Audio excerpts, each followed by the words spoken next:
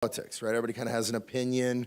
They get some sports, current events. These are things people talk to and talk about, and they talk to each other about. And it's one of those things that creates the imagined community of a nation, right? We all share a certain series of stories, and politics, sports, and current events are touchstones of that.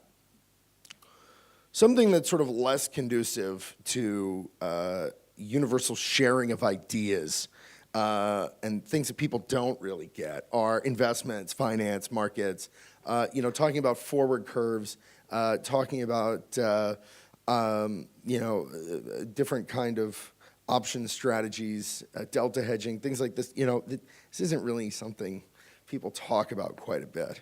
And I know in the United States, this is a really big problem. People graduate from high school, and I've also taught in Europe at high schools too, so I've seen way back in the day that, people graduate also from high school here knowing very little about personal finance. They might know about business in general, they might know about the economy, but people really have no idea how 401ks work or how pensions work or what they need to be thinking about for retirement. And some of that is just, we're moving into an area where this is going to be more and more important as entitlement expenditures become increasingly unbearable in GDP terms for economies moving forward.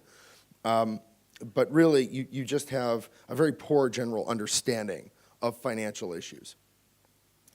And that's part of the audience. On the other end of the scale, you have a different audience which poses an equal set of problems. So there's those who really don't know anything about the subject, very rudimentary understanding. So as we heard in the video, you need to make things really, really simple. This is really complex. The other end of the scale are sort of the unforgiving and drilling readership from private equity and hedge funds that really want to peel back the onion. And I don't know if many of you have had this experience. Maybe this is more, having been a sell-side economist, something that I saw, where you go in, a hedge fund, a private equity group, they bring you in, they sit you down, and it must be what, like a FBI or CIA interrogation is like, because they ask you, so, we noticed you wrote a piece on metals. Yeah, okay. You wrote this about nickel. Yeah, why? And then you give them an answer. Well, what about this? What about this? What about this? What about this? What about this? And this can go on for a couple hours. And it's just rapid fire intellectual pump and dump. And so this is also something that you very commonly your readership will expect this from your writing, that there will be an instant kernel of wisdom that they can sort of pump from it. And for those of you who haven't had the experience, it's probably something to experience. It makes your brain feel like mush at the end. But that's your readership that wants total information. And you're stuck with really, really a polarized world of people who know almost nothing, who say, well, I have a 401k. I don't know where it is. I don't know what's in it.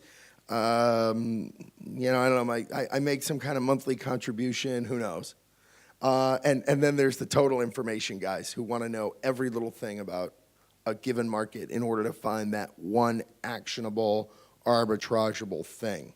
And so that's a real challenge, and I would argue that's why, especially if you look at the hedgies, what they want is a real niche market of knowledge. In terms of the third challenge that is faced, the sort of general financial acumen that's expected for journalists, this is also very different, right? Because much like sort of the average person who might graduate from high school and not know much about personal finance, most people graduate from university and have very little concept of personal finance. And the irony is, for most financial journalists, they don't study finance and economics. They study journalism. You are first and foremost journalists. Study English, journalism, communications, maybe history, and you kind of landed in finance by accident. And so it's quite possible that this is a first real point of contact with financial stuff, and you are expected to be an expert and a guru instantaneously. And I know I've been on the phone with a number of journalists, and I know I've talked about this point over the past few days with a few different people.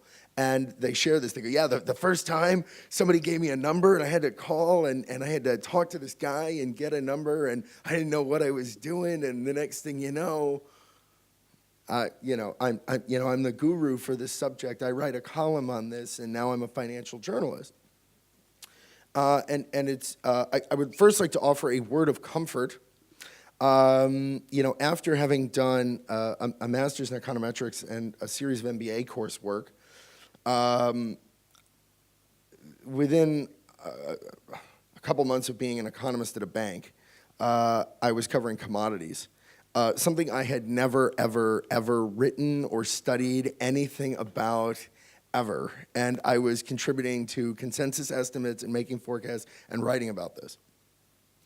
I had the framework and the training to do so, but I also promise you that financial analysts everywhere that are in research or at banks, they undergo the same baptism by fire that journalists who are financial journalists do. No one goes to get an MBA or a master's in econ and says, I want to be a high-yield debt analyst for autos, or I want to be an investment-grade analyst for midstream energy.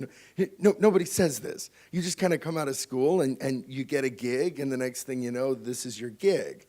And that you have that same baptism by fire, and I don't know if most financial journalists realize how much you have in common with the research guys, and the analysts, and the economists who are on the street who've gone through this exact same process.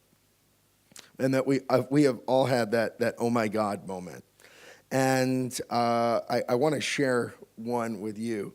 About a year after I had started being an economist, I had a guy on a foreign exchange desk come over to me, and I'd been writing some rather pithy analyses, and he said, you're a pretty good economist, but I'm wondering if you're a great economist.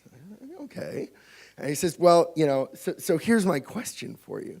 He goes, so what are the two things that drive the markets? And, an economist just said I was pretty good, and I feel pretty confident going in supply and demand. And he looks at me and goes, no, it's fear and greed. And he's like, you disappoint me. And that was kind of my oh my God moment. But he was right, of course. That fear and greed are what drive the markets. I know we talked a little bit about this yesterday. But it really is just a complete baptism by fire, and that you just kind of end up there. For obviously everyone here is quite seasoned, but for the more junior colleagues, really they shouldn't be afraid to reach out to analysts like myself and start asking questions, because that's the best way to get to things. And I'll talk about that in a minute. The last thing I want to talk about, so we've talked about how, the sources are different, the audience is different, you have this, really a really steep learning curve, a financial acumen that's very different than anything else out there, because it's widely technical, it's extremely complicated, and it's something that either people know nothing about or they know everything. And so your readership is either going to be wildly demanding because they want it easier, or they actually they want it more meaty, and you end up with a polarized audience. Last thing is that the expectations are different.